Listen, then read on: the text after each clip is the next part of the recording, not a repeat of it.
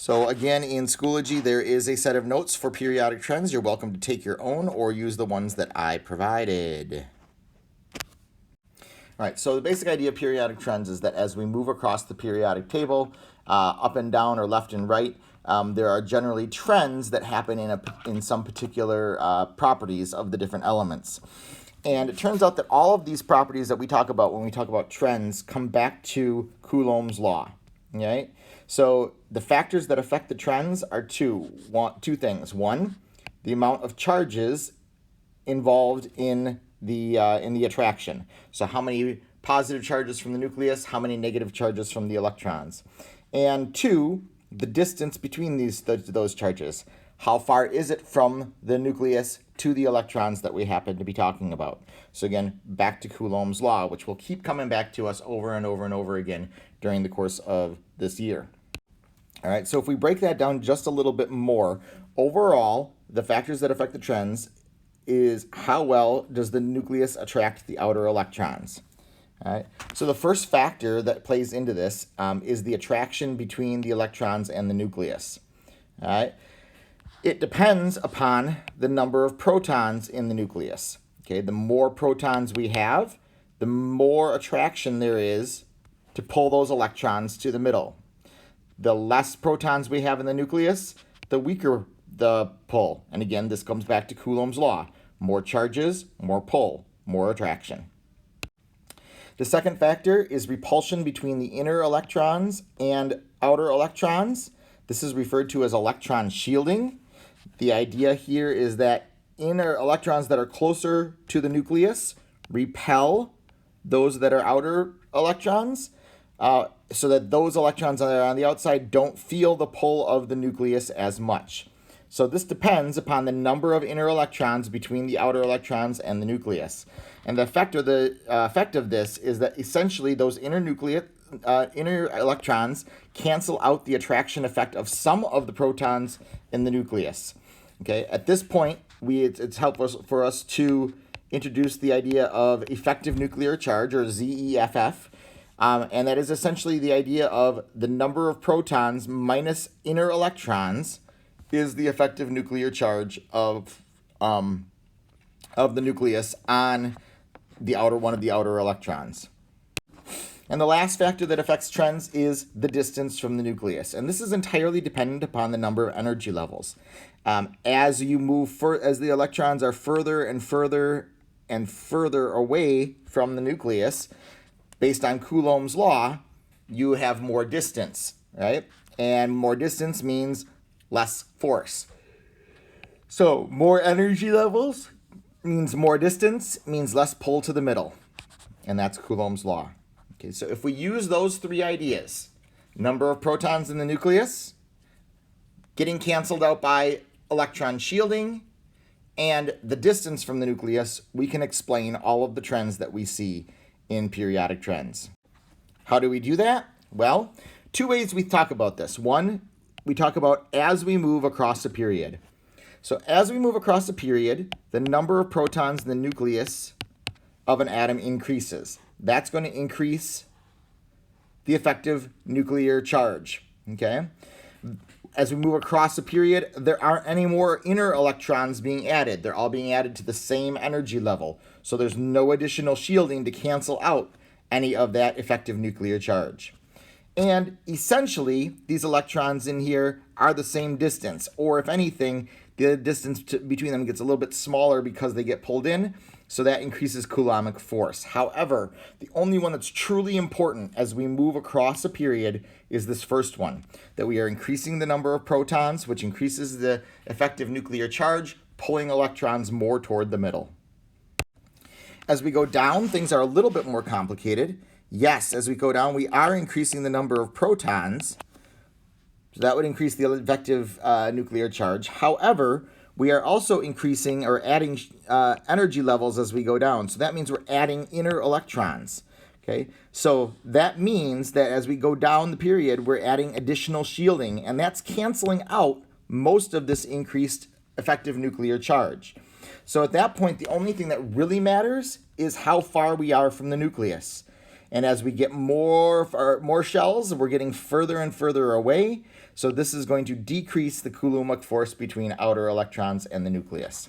So again, as we move across, what's important? Increasing the number of protons, which increases the nuclear charge. As we move down, what's important? Increasing the distance because of more shells. So therefore we decrease the Coulombic force toward the nucleus. All right, so let's get into the trends. The first one we have is atomic radius. So just going to define what we mean by that. So again, this is the distance from the nucleus to the farthest electron in the atom. So when we talk about the trends in atomic radius is going to decrease as we go across a period. It's going to increase as we go down a group.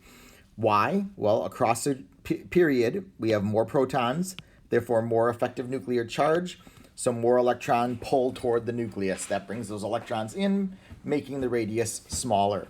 As we go down a group, we have more shells, so even though we have more protons, that cancels out the additional effective nuclear charge there, but more shells does add more distance, which again lowers the electron pull toward the nucleus. Second trend is ionic radius, which is just basically the exact same thing, except for we're talking about the distance of a farthest electron in an ion to the nucleus.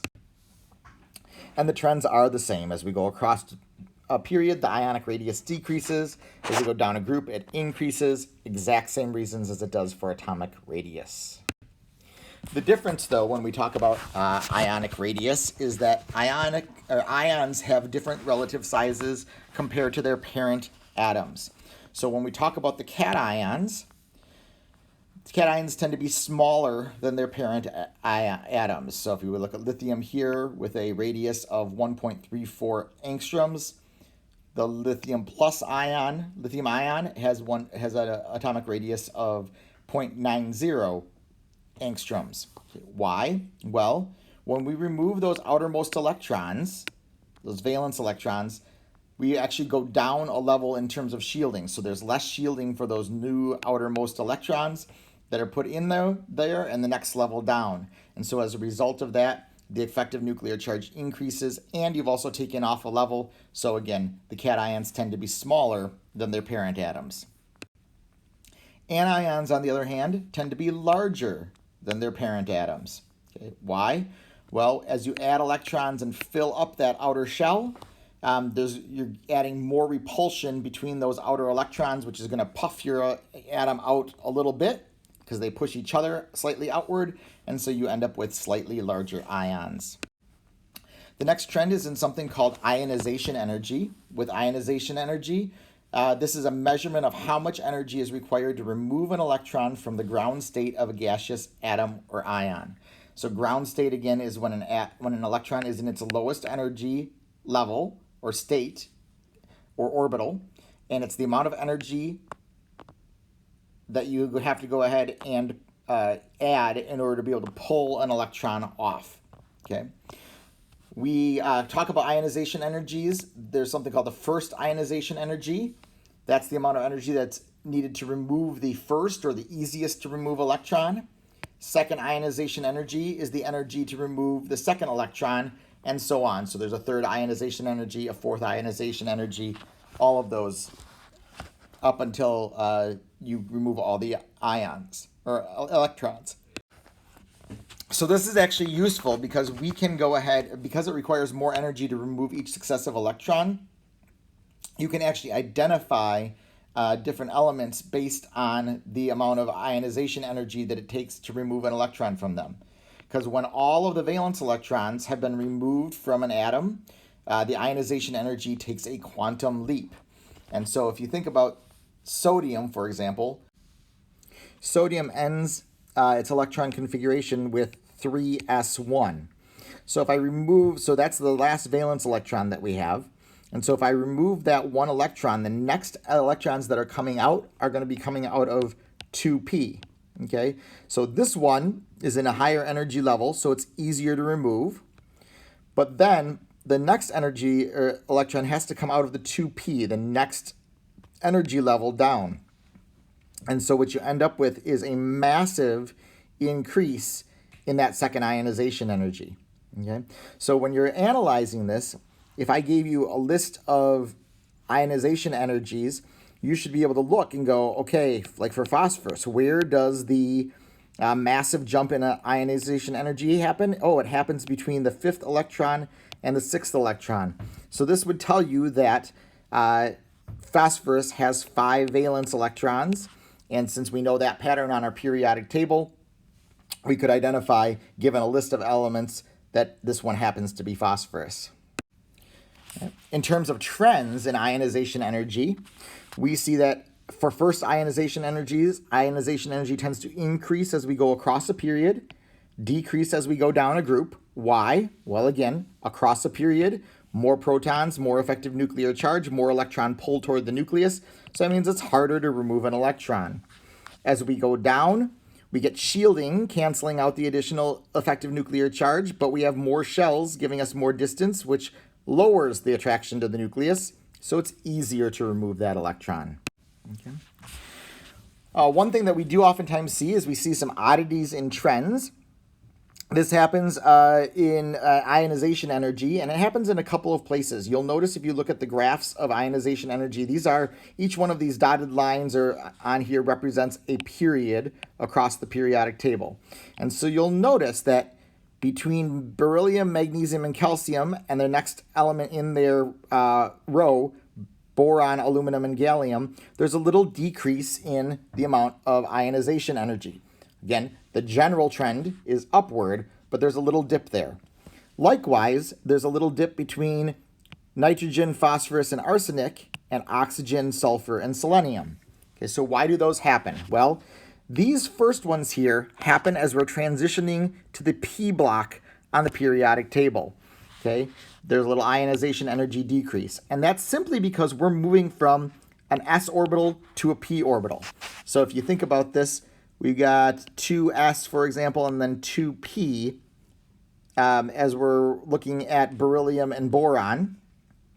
Right? So beryllium is 2s2, boron is 2p1. Well, in that little thing, remember that p sublevels are higher in energy than s sublevels. And so this electron right here is at a higher energy level, so it's a little easier for it to be removed. It's had a higher energy, takes a little bit less energy to remove it there. And so the ionization energy drops just a little bit. That change there does outweigh the effect of adding one proton as we move from beryllium to boron. Likewise, when we're in the middle, when we're halfway across the p block, right? So here's a p sublevel. If we go ahead and we go, for example, in this one right here, if we go boron, boron has 1 electron in the p.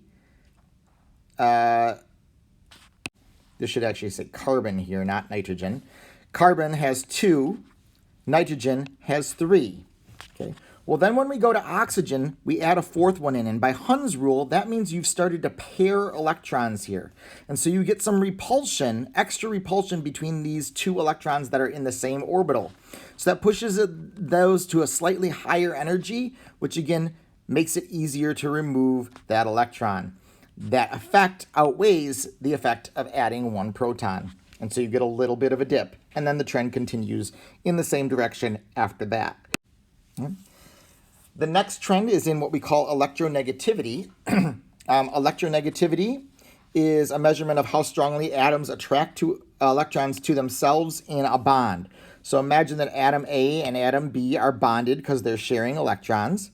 What you will notice is that atom B here has a stronger pull and atom A has a weaker pull. We would say that atom A or B has a higher electronegativity. Atom A has a lower electronegativity. Atom B attracts electrons more strongly in the bond.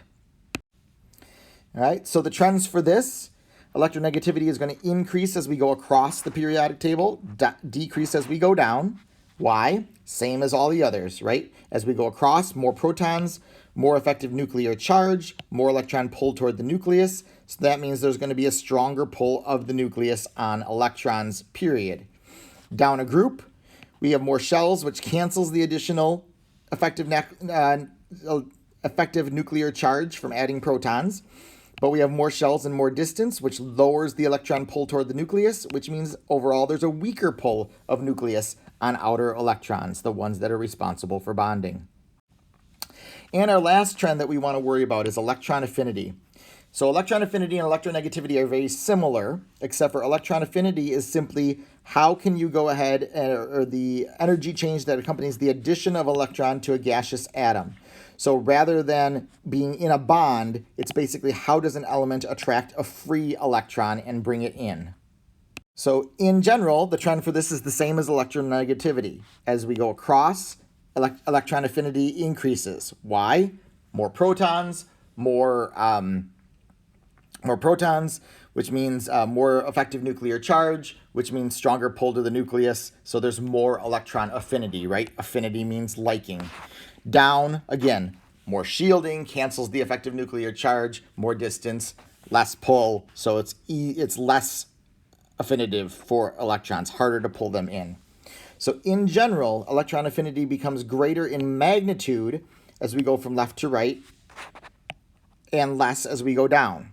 Okay, so you will notice, though, electron affinities are listed as negative values, so that's why we say the magnitude increases, because the negative sign is due to this being a release of energy. Okay, so when we say it gets greater, it increases, we mean increases in magnitude. You'll also know that it's not perfect on here, so again, this is a general trend, not quite as well defined as the others.